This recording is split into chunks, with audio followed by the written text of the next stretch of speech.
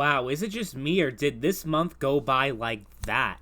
I mean, obviously, February is the shortest month of the year. It is a little bit longer this year because tomorrow, the 29th, is a leap day. So if you were born, let's say, February 29th, 2000, tomorrow will be your 5th birthday because February 29th only happens once every 4 years. So to any of you who happen to be born on February 29th, if that's your birthday, like, what do you guys do? Do you celebrate on the 28th or do you celebrate on the 1st of March? How do you guys do that? It's gotta be a pain in the ass, right? Like, knowing that it's not your actual birth date, even though obviously you're a year older. But this month definitely went by fast, especially for me. I went on a trip to New Hampshire for 5 days with my class, and I got to see all the different candidates. I got to meet Joe Biden, I saw Pete Buttigieg, Elizabeth Warren, and I went to that big rally to see President Donald Trump. So it was a really fun time. I mean, I'm a political science student, so this stuff, I love it so much. That trip was honestly one of the best college experiences I've ever had in the last 4 years, so I think, that trip was a good way to end my college career because I am graduating very soon. That date is approaching, May 9th to be exact, so that's something to look forward to. But to those who follow my Twitter and follow me on social media, you guys know that right after I came back from that trip, I got a really bad flu. Like, it was really bad that I was pretty much bedridden for an entire week. I mean, I went out and I went to school and I did what I had to do, but I just couldn't make YouTube videos for at least a full week. And that's why, because I was just incapacitated. Like, I couldn't force myself to record a video. I just wasn't up for it. If I did make a video, it would have been abysmal. Like, the quality of the video and me talking, like, I was very frail, I was very weak. So I couldn't hold a conversation with you guys. So I think you guys understand that. I don't think anyone's holding it against me for missing a week on YouTube. It is what it is. People gotta take some time off every now and then. And also, this is a hobby. This is not a job or a career or anything like that. So there is a lot of leeway as to, like, when I decide to make a video. But I had committed to the schedule for a couple months, so I did kind of feel a little bit bad for missing out on it. Like, for breaking that schedule, because I was doing a pretty good job committing to it, but it is what it is, you know what I mean? It's beyond my control. No way I should beat myself up over that, I don't think. But overall, I think this month was not that bad. I think last month was a little bit better, but this month was pretty good. I think I made a few good videos. Most of them I'm pretty happy with. There's maybe one or two that I'm like, yeah, it wasn't that great, and we'll go over each and every video. Like, this is kind of like the new monthly tradition now. At the end of the month, I just go over the past month. I read your comments, I do all that stuff, so there's a good chance that you're going to be in this video too, because I have a lot of comments to read, and they are from each and every video that I released in the month of February, obviously not including this one, because this is this video that recaps the whole month, so comments made on the recap videos aren't featured. But if you watched the monthly recap last month, you guys kind of know how this format goes. I kind of reflect on each and every video that I made throughout the month and read the comments that are in those said videos. Each and every video, I read your comments, and we kind of like keep the conversation going, because I have discussion topics or whatever it may be. And that's kind of like my way of thanking you guys for taking your time out to watch my video. I'm taking the time out to read everything you have to say and actually give meaningful responses and not just be like, oh, cool comment, and then next comment, you know what I mean? Like, because a lot of YouTubers do that, and it's like, why even bother reading comments if you're not going to actually interact with your subscribers in a meaningful way? It's so pointless. It's such a waste of time. Either read them or don't read them, but don't do this stupid thing where you're reading comments, but then you just, like, flip over to the next one. I mean, I guess my channel's small enough that I could get away with doing this whole thing because it's a little bit more personal than if I had, let's say, instead of 3,000 subscribers, I had 300,000 or 3 million, whatever it is. I probably wouldn't be able to do this at that point. So let's start off with the first video, why Nintendo gets away with murder. And you see I got the O.J. Simpson gloves and everything, and I got Mario's face photoshopped onto that. I know, very clever, right? And that video, I just, decided, hey, I'm in the car right now, the drive home, I want to just kill time because, it is a fairly long commute that I have every day. So I'm like, Yeah, I think I'm just gonna like do a another one of those car videos. I made so many of them, especially last year. I just made videos in my car and I didn't really like do anything else. But the camera for this new phone I got is pretty shitty and the audio quality is pretty bad. So don't expect any more of those car videos. But I think my point still stands though. Like Nintendo, compared to all the other companies, like they do a lot of similar things to companies that are hated and get a lot of criticism, but Nintendo doesn't get the same criticism. So that was pretty much my main point in that video. And let's see what you guys had to say about that. We'll start off with James Joden. Reason why PC players don't raise hell over Nintendo exclusives is because Nintendo games suck. They don't make good new games. All they have are old, played-out franchises that have been beaten to death. Mario is as relevant as Sonic and Call of Duty because of their unwillingness to be innovative. Nintendo died after N64. N64 was the last system that was real competition to Sony and one that was worth playing. If you need Nintendo nostalgia, just use emulators for NES to N64 era games on a PC, or buy the old consoles and games used so Nintendo doesn't get the money. Interesting. Yeah, that was another big point I made, because PC gamers talk about how they want all these exclusives on their platform. They want Horizon Zero Dawn, they want all of these games, The Last of Us, they want Uncharted, and you hear a lot more talk about that than you hear about people, let's say, wanting Mario Odyssey on the PC, like a PC release for Nintendo games. There seems to be a lot more interest in Sony games, and Microsoft's already on PC, so that leaves Nintendo, right? And PC gamers seem a lot more open with Nintendo having exclusives, and seem to have less of a problem with Nintendo than Sony. And I was bringing up PC just because, like, that's the community that they subscribe to me the most, right? Like, I feel like most of my subscribers are PC gamers. And that's definitely something I've observed in the community, especially when it comes to the issue of exclusives and PC ports. So that's an interesting perspective that you have, that Nintendo games suck, and Nintendo hasn't made a good system since the N64. I mean, hey, look, I'll be honest, I kind of agree with that point, except the GameCube had a lot of really good games, so maybe like the GameCube is the cutoff, because the Wii was just a gimmick. The Wii U was a shitty gimmick that just didn't work, and the games were few and far between, and most of those games ended up coming to the Switch anyway, and the Switch is hit or miss. I mean, people love it, or they just don't care. But the Nintendo Switch is doing very well financially, but, I think when it comes to real competition to Sony, what you talked about there, about how Nintendo is not competing with Sony, they haven't really competed with Sony for a long time, you're kind of right on that. But they're also doing their own thing, so it doesn't really matter. Like, if you compare the units sold between PlayStation, for example, and a Nintendo console, it really doesn't matter. And if you really want to talk about that, I mean, the Wii obliterated the PS3 and the Xbox 360 in the 7th generation, but still, that's a very interesting perspective, that there is kind of like this feeling, like this notion among PC gamers that Sony games are just more interesting and more worth playing than, let's say, Nintendo games that may be more geared towards a certain demographic, which is younger audiences and not mature audiences. So, maybe there's some truth to that. And then going off that point, Andy Journey says, I think the reason why Sony gets so much flack for their exclusives is because almost all their exclusives run at low frame rates, 30 FPS, and or involve aiming, and thus would play significantly better on PC. Nintendo's exclusive mostly run at 60 frames per second, and a lot of them don't involve aiming.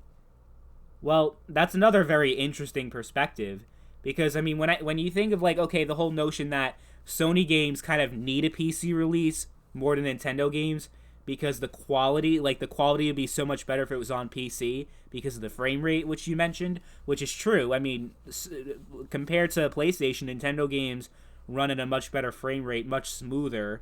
But Nintendo also has to make a lot more sacrifices to get those games running at a decent frame rate than, let's say, Sony or Microsoft, because their consoles are significantly underpowered compared to the other consoles on the market.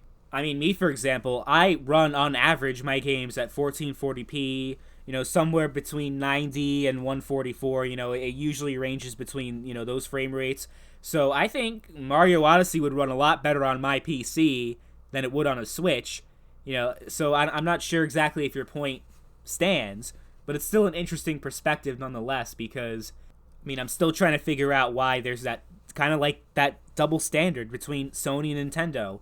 What Sony does, like, they get criticism for, whether it's exclusives with the PC community or paid online or all these different things. Nintendo does it, and they have a little bit more leeway, which is kind of the point of that whole video, was to kind of point out that hypocrisy in the video game community. And my whole theory, remember, just to recap, was that, Nintendo, many people grew up with Nintendo, they have that fondness, it brings, that those feelings of nostalgia. Nintendo is synonymous with people's childhoods a lot of the times. And, maybe you had a lot of people who grew up with Crash Bandicoot and are willing to defend Sony. Those people exist, but I feel like Nintendo, like, in a lot of cases, like, is gaming. Like, they revolutionize gaming far more than any of these other companies. So I feel like that clout, that respect that they have, kind of goes a long way with their PR. And I think that's really the ultimate conclusion I came up to. And Sailor Mercury, who is a longtime viewer on this channel, seems to agree. It's embarrassing how defensive Nintendo fans are. I haven't been a die-hard fan of Nintendo since way back during the GameCube.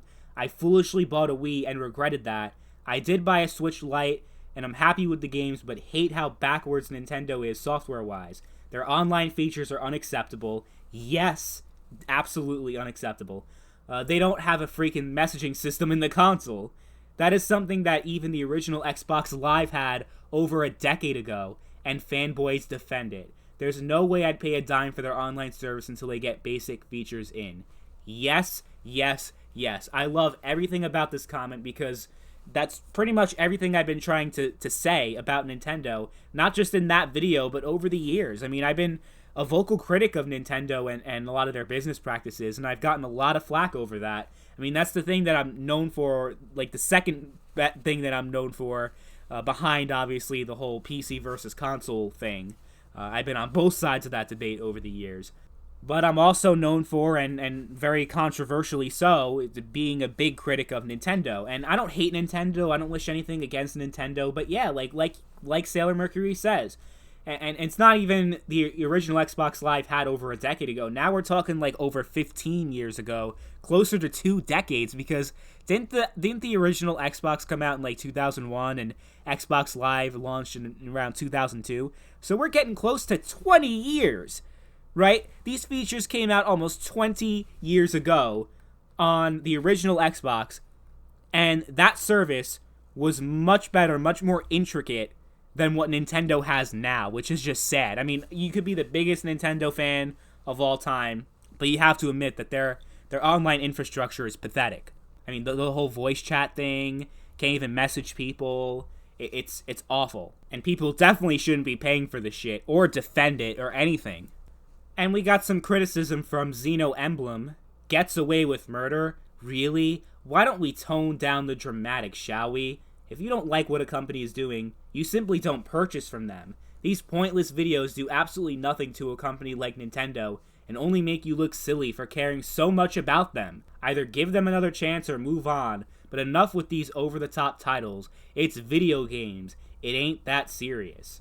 And I mean, you're right, the video title was dramatic, and it was a little bit over the top, but the points I made stand. I mean, you can't criticize a company, either love everything they do, or just keep your mouth shut. How does that accomplish anything? If you want any type of change for anything, and yeah, okay, it's just video games, but the thing is, millions and millions of people enjoy playing video games, and these types of things, like, they affect your hobby, right? It's a hobby that we all love and enjoy, and what's wrong with wanting it to be better than it is right now? But using the same logic that you used, criticizing me, well, here it goes. You should either enjoy my videos and love everything about them, or just don't watch them and move on and keep your mouth shut. It's the same logic. And of course, I welcome criticism, and I welcome this comment, but using the exact logic that you're using to criticize me, I shouldn't get criticism then. I remember back in the day, you had these ranting YouTubers, the Archfiend and the Undertaker Freak 1127, and they always said, like, it doesn't make sense to say, don't like it, don't watch it. Because how do you know if you like something until you watch it, right? And criticism is the only way that anything gets better. If you're complacent, if you just keep your mouth shut and don't say anything, then things will never get better. Whether we're talking about a YouTube channel or a corporation or politics or anything. If you keep your mouth shut, nothing will change. And isn't change a good thing if you don't like what's going on? You know, you could either pretend that everything's all great and everything's all sunshine and rainbows and everything's just perfect, or you could just point out the way things are and say, hey, like, let's have our voices heard. Let's tell them, hey, you know, we want this. You guys are doing something completely different. Like, hey, listen to us because we get to vote with our wallets in the case of companies like Nintendo. If they have a shitty online service, don't buy their service, right? But you should also criticize them so they know what they're doing wrong and how to amend it. I think it's a pretty simple concept, and I think criticism is a very important thing. So thank you for the comment. I think you're very right about the title being a bit dramatic and being a little bit over the top, and I should probably refrain from doing that in the future. But your actual point about I shouldn't be able to criticize Nintendo, I'm sorry, but I just don't agree with that. You think making these videos accomplishes absolutely nothing, but that's especially the case when you decide to be complacent and just accept things the way they are and not question anything. I think that accomplishes nothing more than anything else, actually. And yeah, Westall, I do like Skyrim. I like Skyrim a lot, actually. It's one of my favorite games of all time. You look back at my video where I talk about the best games of the decade, Skyrim's on that list for the year 2011, and I have so many great things to say about that game. And I know it kind of gets a lot of criticism for being very buggy and everything, but Skyrim is an amazing game, and I think it's one of those timeless classics that everybody should play at least once. It's amazing, and it's a shame that Bethesda's kind of veered away from that path where they were one of the most consumer-friendly publishers. Now they're just a shell of their former selves, and it's really sad to see. Then I made a video on the principles of piracy. Is piracy ever morally justifiable? Can you justify stealing games from the hard work of developers? And, you know, this was kind of a follow-up to those videos last month on the morality of modding and the ethics of emulation. I just want to talk about piracy for a little bit. So let's see what you guys have to say. Maxwell Trottier says, I download music that I've already bought or are going to buy. I download movies to decide if I'm actually going to buy them. Too much goes into video games to download them, though. I'll watch Let's Play videos and decide what I'll buy from other gamers. Well, you're definitely the first one I've ever heard say something like that you only download music that you've bought before, and you'll pirate movies and then decide to buy it if you like it. I mean, you're the first person that I've ever heard. Not saying you're lying or anything. I completely believe you, but, you know, I see people say that a lot about video game piracy when it comes to stealing movies and music. I mean, it's a lot more casual. That's what I notice, is that, like, people seem to care a lot less about music piracy and movie piracy. I mean, it's just a thing that people are a lot more open about. Like, yeah, I steal that shit, than video games. And I also feel like the way in which people pirate is very different across those mediums. Like, people who do pirate video games, I mean, they have a whole bunch of ways that they justify it, saying, well, there's no playable demo, well, I want to test it out and then buy it later, and all these other different variables that people say. But I don't hear much about that with music and movies. So thank you for that comment, because it's very interesting. And Comrade Dyatlov says, I think there is one thing we are forgetting here about why game piracy isn't nearly as popular as, let's say, the 2010s or even 2015, 2016. I like to call it the trash factor. Let's face it, most games coming out these days are complete trash. Most games now are so repetitive and dumbed down, so loaded with microtransaction bullshit, pirating them is not even worth it. It's a waste of bandwidth and disk space. Think about it. What are some great PC games that came out in 2019? I can count them with one hand and I still would have like 2 fingers left. There's Control, Sekiro, Resident Evil 2. What else is there? I guess there's this game called Plague. I hear it's supposed to be pretty good. That's about it. Well, I thought The Outer Worlds was okay. I heard that The Outer Wilds was really good, but I'd never played that game before. So the point is, like, if you really want to try hard, you could probably find a lot more good games than just the 3 games you listed there. And this is coming from someone that actually shares your sentiment about video games, the quality of AAA games going down so much over the years. And I think you might be onto something. Like, what's the point of downloading something? I mean, a lot of these games in a lot of cases are 50 gigabytes, up to 100 gigabytes, something. And now we're getting even above 100 gigs. Like, to even go out of your way and try to torrent it and pirate it, and then download said game that you aren't even interested in playing. I guess, there probably is some truth to that, well, if people don't care about these games, they're not even going to steal it. They don't even care enough to steal it. And I could tell you, I'm kind of in that situation. Like, for example, I wouldn't go out of my way to pirate a game like Anthem, for example, that I don't give a shit about, even though those DRM games are a lot more difficult to pirate. I'm just saying, in theory, even if I could, I probably wouldn't even take that opportunity, to be honest with you, because I don't even care to give it the time to even play the game in the first place, never mind steal it and do all these things. So I think you're actually onto something. I think you might actually have a good point there. And then Summonon says, Gabe said it best, piracy is a service issue. 3 to 6 services is a pain and expensive when it comes to movies. Even Epic isn't as bad. Disney Plus even banned Linux users for a while like Epic used to do, and is still kind of doing with Easy Anti-Cheat. And I pirated Cuphead when it first came out to try it. After the first aisle, I deleted the game because I had already bought it on Steam by then and was playing it legally. 200% with keyboard only. Huh. Yeah, I mean, I guess you're another one of those cases of, hey, if you like the game so much, you kind of have that moral obligation to support the developer, right? And that's another thing that we discussed in that video. As far as piracy being a service issue, as Gabe Newell said, that there may be some truth to that, because I do know a lot of people, for example, that they pirated The Witcher, but then they ended up buying the game because they want to support CD Projekt Red, or they go out of their way to buy the game on GOG, which is owned by CD Projekt Red, because they really want to support the developer as much as they possibly can.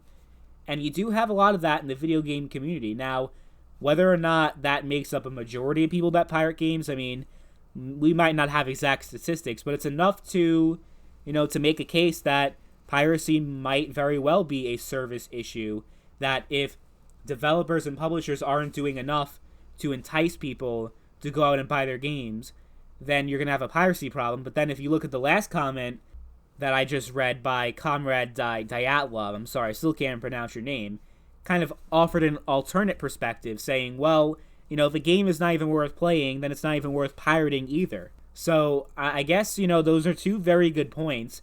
I think I kind of lean more towards the first one than the second one. But there very well may be a connection between, whether or not you feel like the developers are worth supporting or not, and if it feels completely morally justifiable to pirate the game. I don't know, because, I mean, there's so many times where I've pirated shows when I didn't have a Netflix subscription, and I didn't give a shit about it. I didn't really care.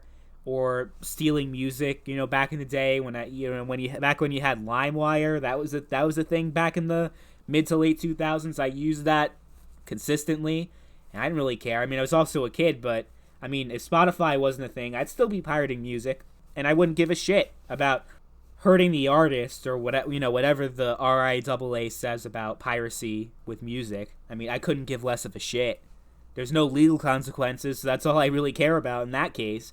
And as far as game piracy, like I said, I don't really do that much, but for those of you commenting that did, you guys seem to have different reasons as to why you pirate, and to me, that's very fascinating. So the next video I made was why a more powerful Switch is a bad idea. So, one of the big stories last month was the confirmation that Nintendo has no plans to release a more powerful version of the Nintendo Switch, or as some people like to call it, the Switch Pro. And I said this is a good thing. I said we don't need a more powerful Switch. The Nintendo Switch can probably stand on its own for the next 2 or 3 years. And Nintendo already said, we're halfway through the Switch's life cycle, so why bother making another Switch when it's selling well enough? It's not like the platform is dead or irrelevant or anything like that. And these in-between consoles, like the PS4 Pro didn't save the PlayStation. The Xbox One X didn't save the Xbox One. It was for a specific audience that actually cares about graphics and cares about all those things. The thing is, most of those people, if you care so much about graphics, you're in the wrong. You're not playing video games the right way on a console. You should get a gaming PC if graphics is the thing that you really care about so much, about resolution and all that. So let's see what you guys had to say to the points I made in that video. Shinsaken Hype says, at this point it makes no sense to release a Switch Pro because not only is it halfway through the life cycle, or that it would destroy consumer confidence, but more than likely could not run any 9th generation game because the gap would still be extremely huge. That's another good point. Like, it's like putting lipstick on a pig. I mean, you can present it as a powerful console, but in the year 2020, I mean, and it will still be a Nintendo Switch at the end of the day, right? So it would run the same games, and even if it could run games better, or there are certain games that it could run that the original Switch could not run, the gap between that and the new generation, the PS5 and the Xbox Series X coming out this year, I mean, the Nintendo can't compete with that. The only way they can compete with that is to make a brand new console in a new generation, and they don't seem ready to do that quite yet. So then why not just leave the Switch alone? I mean, if you care about graphics and all that, you're more likely to lean more towards a PlayStation 5 and an Xbox Series X, or better yet, a gaming PC, before you decide to get a Nintendo Switch. And another video I made was on the sustainability, the long-term success and sustainability of Microsoft's Game Pass service and other similar subscription services like, let's say, PlayStation Now, Google Stadia, etc. And yes, I know Game Pass is different because you're not streaming, but let's face it, one day the streaming and the downloading, like the Game Pass, xCloud will be integrated into Game Pass. They're not going to be two separate services. They will integrate streaming into Game Pass as soon as they're ready to do that, Microsoft. So yeah, we're talking a lot about streaming, but not necessarily like the streaming technology, because there are a lot of problems with latency and all that and accessibility. Never mind all that. I'm just talking about the actual subscription model. How, like, you know, like what one of the comments I read earlier kind of mentioned, having all these different services. I mean, that's what I talked about throughout the video. You have all these different services. It's not sustainable. I mean, let's say each service is like $10 a month or $15 a month, whatever they decide to do. But either way, if you have 5 or 6 services, and don't get me wrong, like all these different publishers, they're going to get in on it. They're not going to release their platform, like their games all on the same platform. They're going to make their own platform because they can. I mean, we're seeing it right now with these games launchers on the PC because, well, there's no middleman. So, that, of course, any publisher would want to cut off the middleman if they can. And that's what you're going to start seeing if this whole streaming subscription thing starts taking off.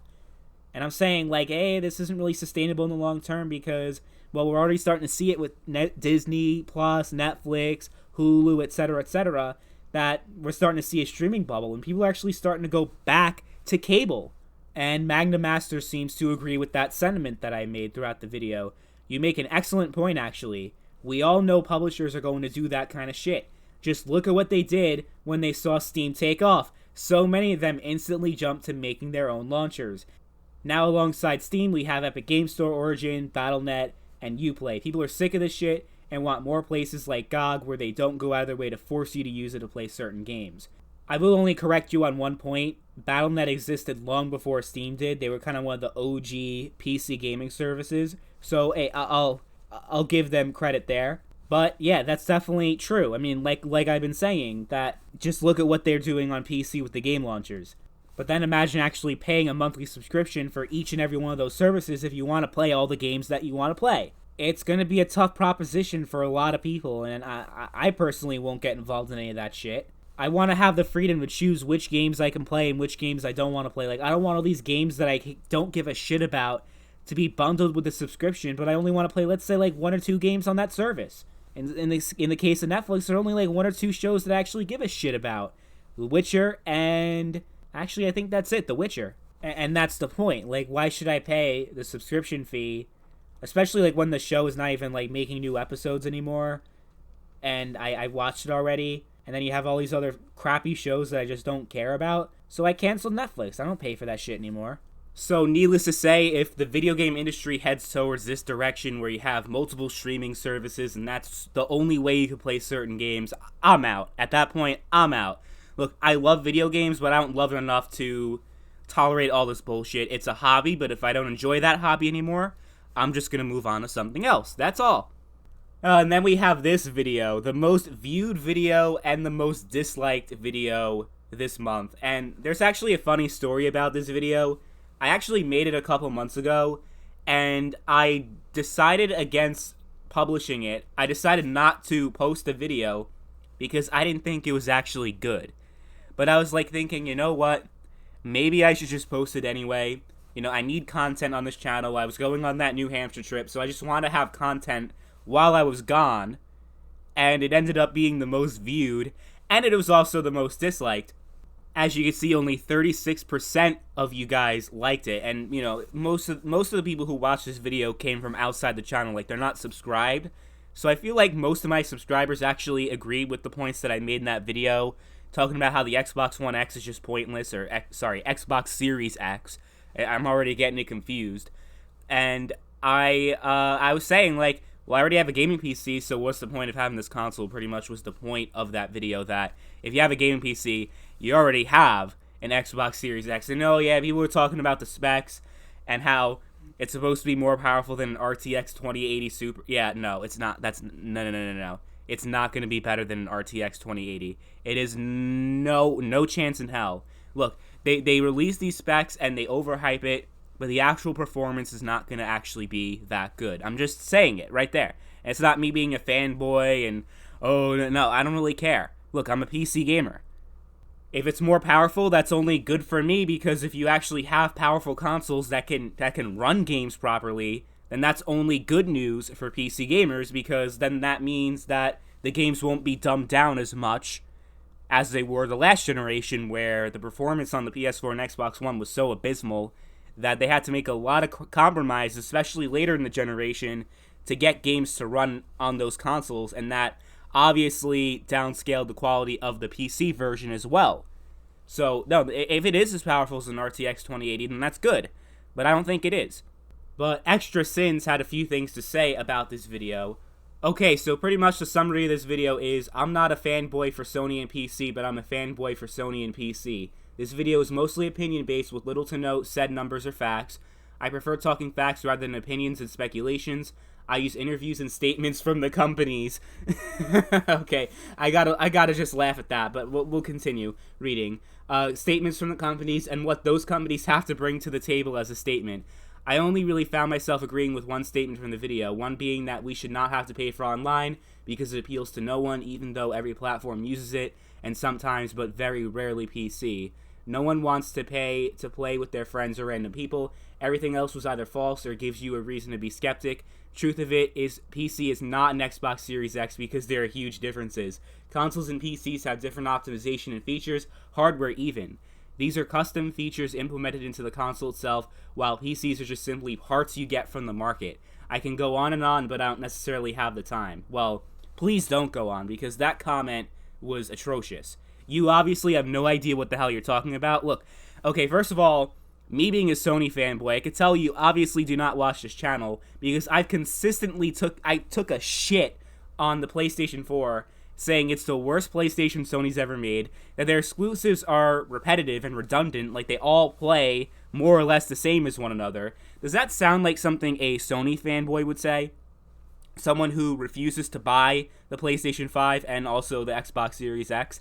Does that sound like a Sony fanboy to you? So, got that out of the way. And then you say you prefer talking facts, and then you also say you use interviews and statements from the companies. Look, interviews and statements from the companies, that's nothing but PR. How many times, since we're talking about Xbox, did people like Don Matrick straight up lie to the public about the Xbox One? And all the Sony executives, the Nintendo executives, you can't take what they say at face value. So, hey, you know, you could say, hey, I don't like these types of videos, that's just speculation. Feel free to, you know, not watch those videos then. But if you're saying that you prefer facts and numbers, talking about interviews from companies, that's not really a reliable source. It's like getting news information from state-run media. Like, it's obviously, it's going to be inherently biased, and it's going to have a spin to it. So that comment just makes no sense. And then talking about how Xbox Series X is very different from PC, except it has all the same games. Well, PC has more games, but I mean, all the games that will be on the Series X will be on PC. Not necessarily vice versa, but all the Xbox exclusives will be on PC. They even had a patent.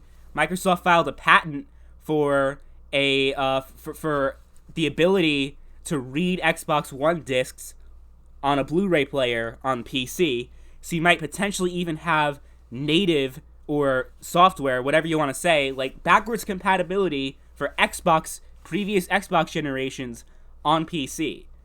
So really, what's the distinguishment between a PC and a Series X besides the fact that you're locked behind a paywall to play games online? What's the difference? Oh, and you have more customization on PC, and PC is a more free and open platform. But besides that, what does the Xbox Series X have that the PC doesn't? Can anybody answer that question? Besides paid online. And then Weststyle says, imagine having a 2060 Super and saying you don't have a higher end GPU. I find that funny because there were a couple other comments on that video and other videos that were saying that my 2060 Super is not powerful enough and that the Xbox Series X will obliterate it. So then you have this guy saying that my 2060 Super is a high-end GPU. Well, it kind of is, but you do have a lot of GPUs that are way more powerful that will just blow my 2060S like out of the park. Like it's just way more powerful than my GPU. So I definitely don't have like the among the highest ends, but I guess it is a higher end GPU than most people have, I guess. And then PlayStation 5 Elite says, if Xbox has no exclusives, what is the point of owning one? That's what I'm trying to figure out. If they're marketing it as a very powerful console for the hardcore gamer, but if you care about graphics and you care about power, why the hell are you even thinking about buying the console? Like, what market is Microsoft trying to appeal to here? And you have no exclusive content to actually incentivize you to buy to buy that platform over another one. So yeah, I'm trying to figure that one out. I don't know. If it has no exclusive, what is the point of owning one? If there's no exclusives, there would be no point. There wouldn't be 3 consoles. There wouldn't be Nintendo, Sony, and Microsoft all making their own consoles, because exclusive content, without it, consoles are automatically irrelevant. So yeah, I'm trying to figure that one out. Then we have Mimo Termos. Hey bro, we don't want a game on PC. On PC, we don't want a game. We don't game on PC. Well, you should definitely try it out because you're getting fucked in the ass by Phil Spencer and Xbox Live Gold, paying that $60 a year. Like, why are you paying that? Why do you choose to restrict yourself? The types of experiences you can have, the types of games you can play. Why do you voluntarily choose to restrict your gameplay experience? Why? You should give PC a try. And this video was my first one back from my flu, and I talked about almost quitting YouTube, although, I mean, well, it kind of was true. It wasn't misleading, because if my GPU did actually go kaput, you wouldn't see YouTube videos anymore, because what's the point of running a gaming channel if I can't play games? And, and it's not even like a money issue. It's more of like a thing where I would just be frustrated at that point. If my GPU broke, and let's say like a warranty didn't cover it, why would I continue doing this? Like, if I could get another GPU, right? But if I do, like, who's to say that the same thing's not gonna happen again? But no, it ends up my GPU's fine, everything's fine. It must have gone loose somehow. But we do have a few comments that kind of like try to speculate like what happened and just talk about that video. So let's see what you guys have to say about that. Magna Master says, glad you're fine now, talking about my flu. I used to have this problem where my PC wouldn't send any image to the monitor, but I fixed it by just restarting my PC like 10 times. The surprising thing is, it seems to have been caused by my motherboard. After I switched my CPU, motherboard, and RAM, I stopped having this problem. It certainly is weird. I wouldn't rule out the motherboard as the cause, by the way. You have a pre-built, right? The motherboards in those are dog shit 99% of the time. That's very interesting. That's something I have to look into. I'm not going to pretend that I'm a PC gaming expert and that I know all the ins and outs of it, and I'm very articulate with the hardware. I'm not. I will admit that freely. I mean, not too long ago, I made a video about trying to install a GPU and me just being a retard and not being able to do it, and it took me like an hour to install a GPU, right? So, hey, I'm not going to pretend that I'm an expert, but that is something that I should definitely look into. Because if it happens again, I got to figure something out. You know what I mean? So I guess it could be the motherboard. I do have a pre-built machine. I decided not to build the entire PC, but maybe one day I will build a PC. Bullet Barry actually talked about, doing an IRL meetup, and him saying, like, hey, when we meet up, we're building a PC together. I'm like, okay. So, hey, somewhere down the line that's going to happen eventually. But definitely I still have a lot more to learn when it comes to the hardware side of PC gaming. But that's definitely something to look into, Magnamaster. Thank you for that comment. And Summonon says, I recently had a similar story a week or so ago with my new ThinkPad. I was using it a few days after I bought a RAM and SSD upgrade. I left my laptop on my bed to get a cup of coffee. I came back and it was off. When I turned it on, the fans would spin for 1 second, the lights would flicker, and it would shut off. I tried to look it up on my main PC, and it said, your motherboard is dead, LOL. And I was freaking out because I had bought it a few weeks ago and had upgraded it a few days ago. So as a last-ditch effort, I took out the 16 gigabyte and put back in the 8, and it worked. The cause was, as far as I know, cheap RAM, because I'm a cheap person when it comes to laptops. Lesson learned, don't cheap out on RAM. So you also mentioned the motherboard, so I think there's a common thing over there. So maybe I just have a shitty motherboard, but at the same time it works for now. I'm not going to try to jinx it. I hope it continues to work. It was just the GPU, because the CPU was fine. What ended up happening was that when I tried to run a game, I think it was Splitgate, the game was trying to run on my CPU's integrated graphics. So the game was running like a slideshow at like 10 frames per second, and it wasn't running. No, it was really bad. So yeah, it was it could be the motherboard. I can't say I know exactly what the connection is over there, like why, like if the motherboard is bad, and I think my RAM is fine. I don't think it's the RAM. But yeah, the motherboard is definitely something I need to look into. That's definitely one of the more overlooked aspects of PC gaming build. People talk more about the GPU and the CPU and the RAM. You don't hear a lot about the motherboard. So maybe that's something that I need to learn a little bit more about. Even if the GPU is fine, maybe upgrading the motherboard is not a bad idea, because if I get a new GPU down the line, like in the future, when the RTX 2060 gets outdated, which is hopefully not for at least another 3 or 4 years, hopefully. If I have a shitty motherboard, that might hurt the new GPU that I'll get. So, yeah, I definitely need to look into that in the future. So, yeah, we'll see about that. Then I made this video ranting about certain people in the gaming community that like to beat their chest talking about how they're a real gamer because they play these amounts of games and they have all these platinum trophies and they're just the best gamer ever, and you're not a real gamer because I'm a better gamer than you. And that whole thing, that's one of the big things, like the top 3 things that pisses me off about the video game community, besides the whole fanboy shit and all that. This is definitely up there. And Sierra Air, of all people, I'm sure a lot of you are familiar with him. He's one of the most notorious trolls in the video game community, and he's been following my channel for a very, very, very long time. He got my Discord shut down at least 2 times. Yeah, it was two of my Discord servers. You can thank Sierra Air for getting that taken down. Lesson learned there. But he actually left a really good comment, so I'm gonna feature it. You're not a real gamer is the loseriest, most losery loser insult I have ever heard. And that basically summarizes how I feel about people who say that. Like, really? These are virtual accomplishments. They have no bearing in the real world. Why are you boasting this? Like, it just shows that you're missing something in your real life. That you're gonna go out of your way to insult people based on video games. Like, that just shows that your life isn't very fulfilling. That you got some problems. And you're trying to fill that void with video games. And it's very sad. And then I talk about me losing interest in video games. And I'm going to try to make, like, more personalized videos, just talking about my personal experiences with video games. And this is kind of part of that. But I also want to talk about depression in video games. I want to talk about video game addiction. And I want to talk about nostalgia, like these personal things that, these feelings and emotions that I've had that can actually connect to video games. So let me know if you guys want more of that. I think that would actually be a really good, cool thing for this channel. So let's see what you guys had to say about the video on me losing interest in video games.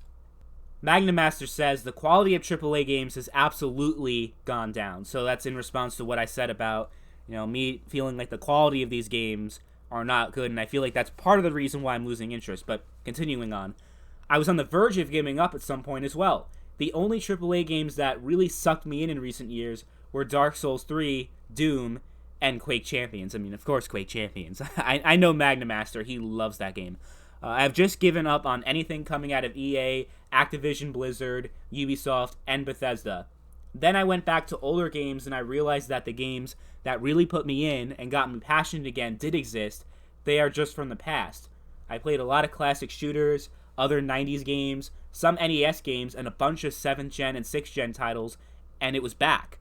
I think right now is just a good time to look to the past for the great games you missed. There is so much out there. I hope you can rediscover your love for games. It would be a shame if you stopped enjoying the very thing you are making your videos about.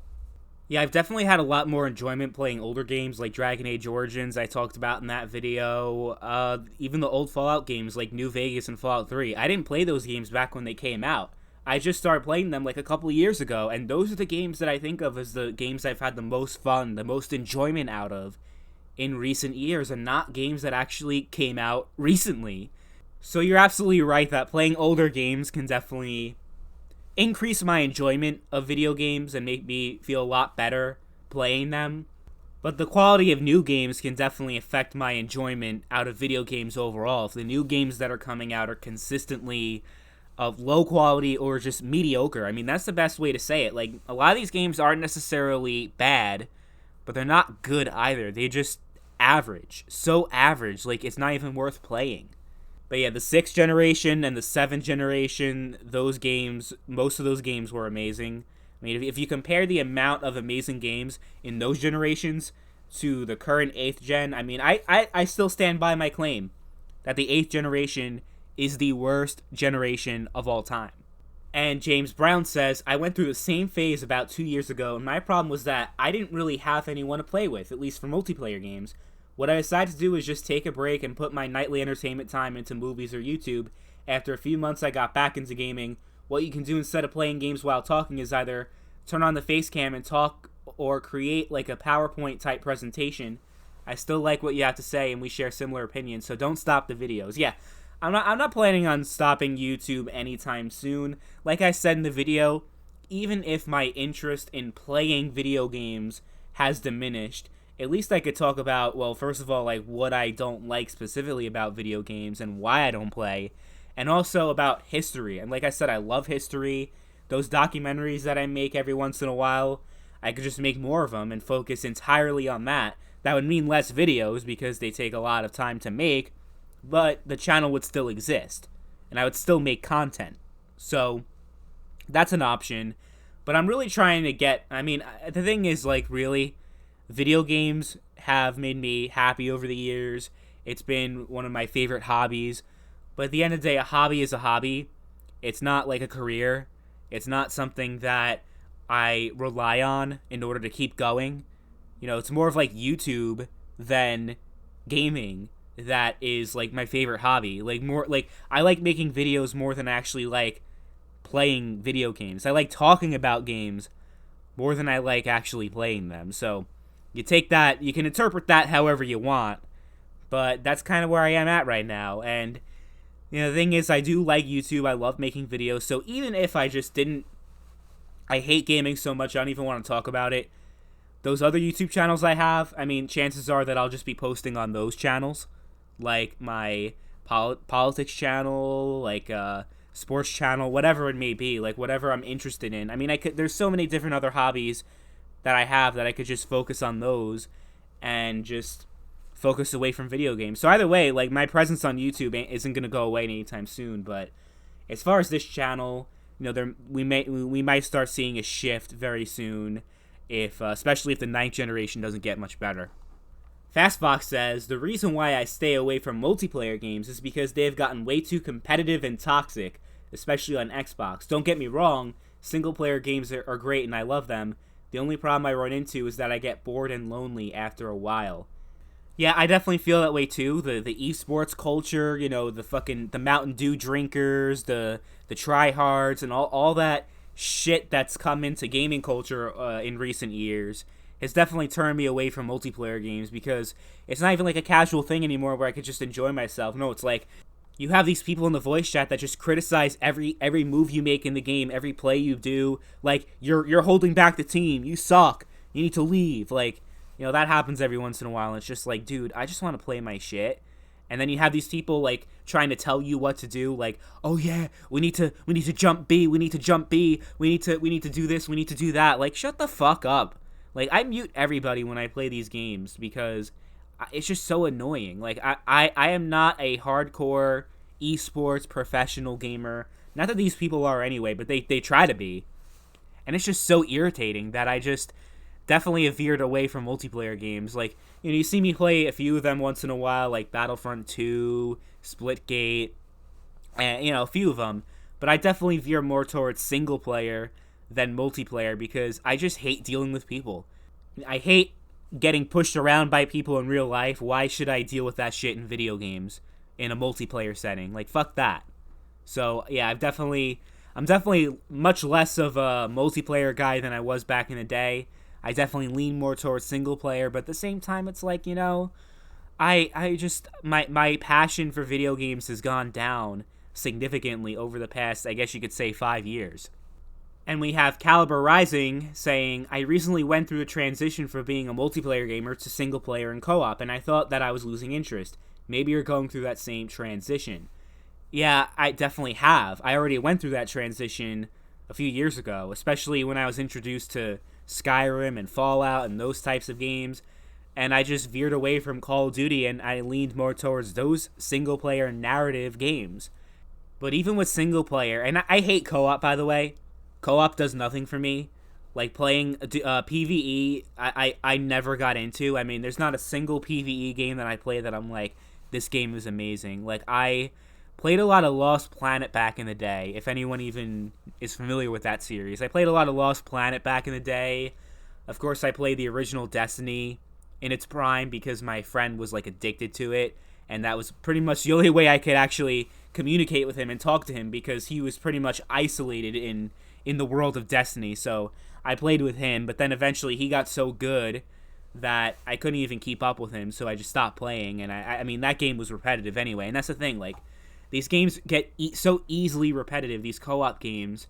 Like, how many times can you do the same thing over and over and over again against NPCs? And that's the thing. I feel like multiplayer actually is a lot more enjoyable than co-op because I feel like it has a lot more replay value because you're not playing through the same missions against the same NPCs over and over and over again. You're playing against real people. So if I had to rank it, I'd say single player is my favorite now because, just being able to escape into a world and immerse myself, for a few hours a day is great. Multiplayer games, I still have fun interacting with people every now and then and getting to actually play against them. And then co-op, I just never got into. So, yeah, I don't think co-op is going to really help me get back into gaming because co-op, like those games I avoid like the plague, like the coronavirus, right? I just don't, those games do nothing for me. But yeah, you're definitely on point when you say like there is a transition going on. But now I feel like, even these single player games, I don't know. They don't do much for me. I'm not sure what it is, but I'm having a hard time. And then we have our final video of the month. Wow, I can't believe we're almost up to an hour already. But yeah, made another Console Peasant Cancer video. I haven't made one in about a month, so I do these once in a while. I don't really do them frequently because it's a bit redundant if I just focus on PC versus console, like, is the entire premise of this channel. Like, it's kind of been done before. So I do them every once in a while when I find a video that's just so ridiculous that it's just, oh my god. So, yeah, no, this isn't really a thing that I'm going to be doing too frequently. Like, once or twice a month is really, like, the most you'll get out of me with these types of videos, so that's the plan for the future, is make them, like, once or twice a month, if even. But I feel like when the 9th generation comes, I might have a lot more new material because it's a bit repetitive at this point because the same talking points are repeated. But maybe with a new generation, you might have a new generation of fanboys and a new generation of cancer, so we'll see how that goes. Oh, this video, man. Oh, I had a good time making this video because it was just so ridiculous. I mean, all the points that this guy was making about 30 FPS feeling smoother on console than PC, and he was just talking. You could tell the guy was talking out of his ass. Like, what was the point of this video? And he kept saying, "I'm not a console fanboy," even though I'm making up bullshit about PC gaming. And yeah, the video pretty much speaks for itself. This guy made a pathetic attempt at proving that console gaming, the 30 frames per second, is much smoother on console than on PC. Like, yeah, no, it's bullshit. And Harry Burns seems to agree. All the points he uses in the video are most PC gamers tend to turn these settings off, therefore console 30 frames per second looks better, ignoring the fact that we have those settings and can use them if we want. Exactly, Harry, exactly. That's the main problem that I have with that video, is that the guy was cherry picking and ignored facts about PC gaming, especially the whole point about the controller. I mean, that was so fucking annoying. The fact that you have people that still try to, like, use this false dichotomy with PC is keyboard and mouse and console is controller, and there's like, no, you can't use a controller on a PC, you can't use a keyboard and mouse on a console. But that's just simply not true. It's bullshit. So yeah, I had such a huge problem with this video because it just reaffirms that you have so many people out there that are so hopelessly misinformed that, I mean, it's ridiculous. But hey, I guess if I can change, then so can anyone else, right? And then Fast Fox says, the only reason why a console may appear smoother is because of motion blur and the use of a controller, both of which can be enabled on a PC.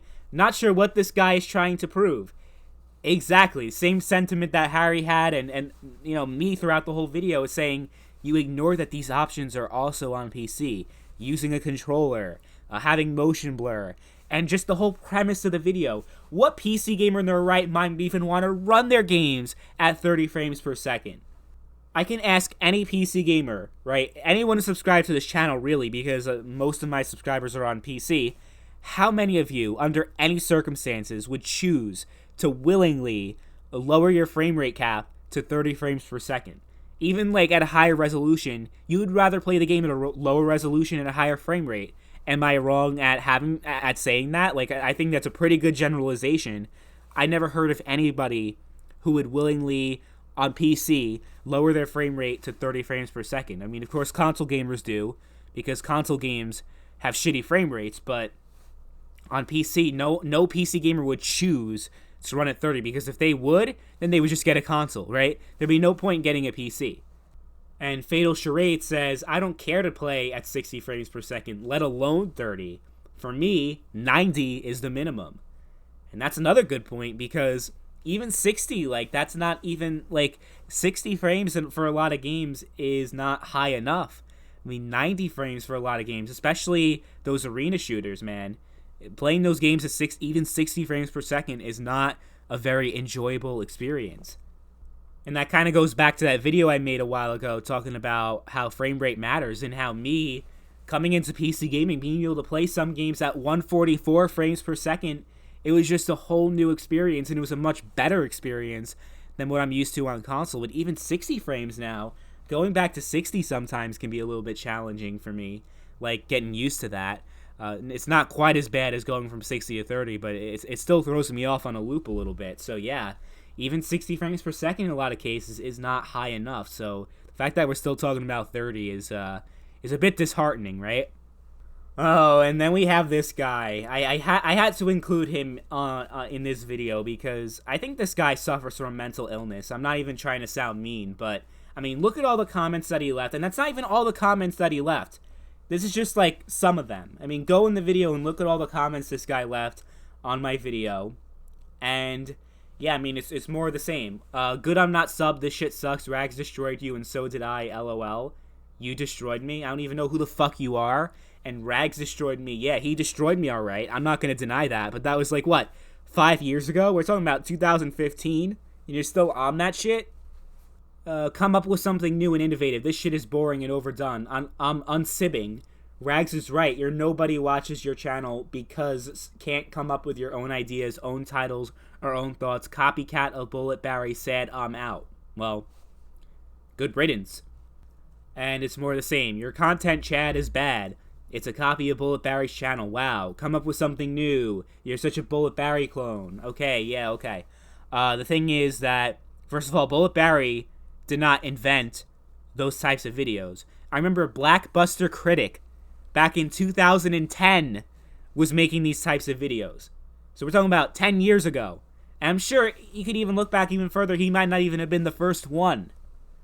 Bullet Barry did not invent responding to console peasants. I think he actually took it directly from Top Hats, and Top Hats certainly was not the first one. So this whole Bullet Barry clone thing doesn't really make sense, especially since I don't even make these videos that frequently. It's not the focus of my channel. So I'm trying to figure out how I'm a Bullet Barry clone. A few people have said that before, and I don't really see it. You could ask Bullet Barry. He doesn't see it. So, yeah, I don't understand that. And of course, he had to leave yet another comment, and I didn't even include all of them in this video. This guy's just obsessed with me for some reason. I think, like I said, he must suffer from mental illness, leaving as many comments as he does, being as he makes absolutely no sense with what he says. And you could see this comment. This is like the best example. I'm unsubbing. Your shit sucks. Bullet Barry is better than you. Fringy is better than you. Rags is way better than you. And now I'm far better than you. And I've come just as close to a successful channel, almost like Rags. So I had to go to this guy's channel and see, because wow, a successful channel almost like Rags, that means you must have like 300,000 subscribers or something close to it, right? No, he has 94 subscribers. Yeah, this guy is definitely mentally ill.